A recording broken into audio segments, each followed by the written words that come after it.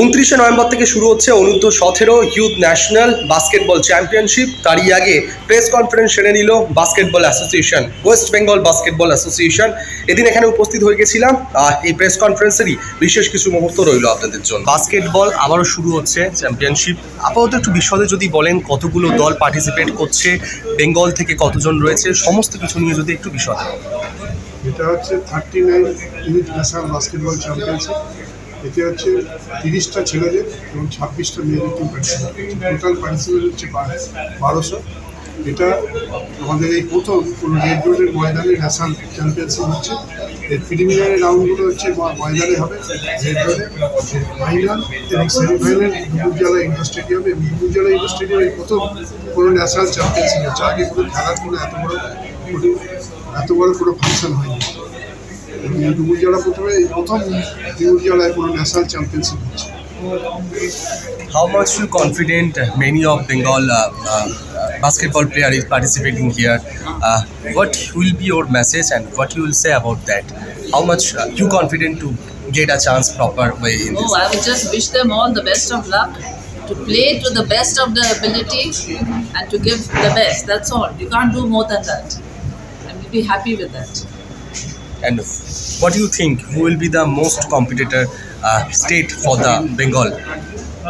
They're looking at the states from the east. In fact, most sports, the northeast, the level has gone up a lot. So we're expecting some winner or the runners-up to come from there. Actually, the age group tournament northeast is actually there. Because they go much faster. Last year, some state has been champion. Okay.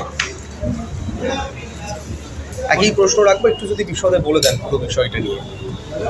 এই প্রোগ্রামটা আছে youth national championship, যেটাতে almost 32 states union territories থেকে both boys and girls যারা এখানে এসে participate করবে। Programme হবে 29 তারিখ থেকে 29 নভেম্বর থেকে 5 ডিসেম্বর অবধি। ভেন্যু আছে আমাদের West Bengal basketball association grounds on the Red Road and Dumurjala indoor stadium. So এখানে এই খেলাগুলো সকাল থেকে রাত অবধি চলবে, in the small break in between. সারাদিন চলবে। And the finals, the semifinals and finals will be in the Dumurjala indoor stadium.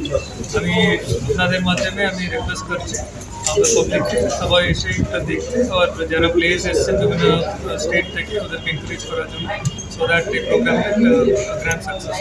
বেঙ্গলের সাফল্য অনেকদিনই অধরা, এবছর সেই সাফল্যটা আসবে, এই বিষয়টি আপনি কতটা আশাবাদী?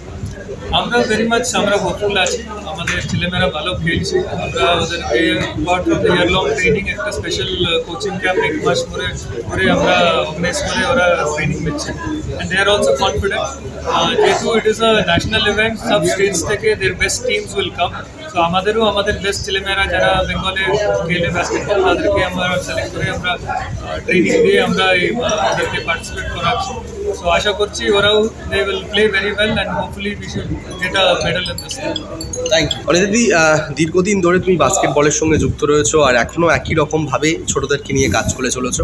ঠিক কিছুদিনের মধ্যেই শুরু হচ্ছে 39 বাস্কেটবল চ্যাম্পিয়নশিপ। বিশদে যদি একটু বলো, কতটা আশাবাদী এবারে বাংলার পারফরমেন্স ভালো হবে, কোন দল সব থেকে শক্তিশালী ফাইট দেবে বলে মনে হয়, কজন পার্টিসিপেট করছে, একটু যদি এটা 39th youth national basketball championship. এই ধরনের ন্যাশনালগুলোর মধ্যে একটা আলাদা আনন্দ থাকে। যখন নাকি সিনিয়র হয় তখন সিনিয়র ন্যাশনালসে যে কোনো এজ গ্রুপ খেলতে পারে, কিন্তু এখানে এক্সক্লুসিভলি আন্ডার 17 ওরা খেলছে। ফলে ওদের মধ্যে আনন্দ উত্তেজনাটাও তো অনেকটা বেশি থাকে। আর আমাদের এই চ্যাম্পিয়নশিপ দীর্ঘদিন পরে, প্রায় 12-13 বছর পর আমাদের ওয়েস্ট বেঙ্গলে আবার হচ্ছে। এর আগে হয়েছিল নেতাজি ইন্ডোর স্টেডিয়ামে। এবছর আমরা 2 জায়গাতেই এই ন্যাশনালসটা আমরা করছি। একটা আউটডোর হচ্ছে West Bengal basketball association ground itself, আরেকটা হচ্ছে ইনডোর হচ্ছে ডুমুরজলা সবুজ সাথী স্টেডিয়াম, হাওড়া। আর সেখানে আপার পুলের ম্যাচগুলো হবে, কিন্তু ওপেনিংটা হচ্ছে ময়দানে, অর্থাৎ WBBA-তে, এবং ক্লোজিং এবং ফাইনাল ম্যাচেস হবে ডুমুরজলা স্টেডিয়াম।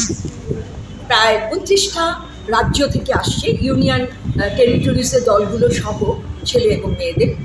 এবং এটা খুব বড় একটা আকারই হচ্ছে, এটাই আমাদের ভীষণভাবে গর্ব। আর আমাদের বাংলা দল সম্বন্ধে যদি জিজ্ঞাসা করা যায় তাহলে বলবো অবশ্যই প্রায় 1 মাস যাবত আমাদের কোচিং চলছে ছেলে মেয়েদের।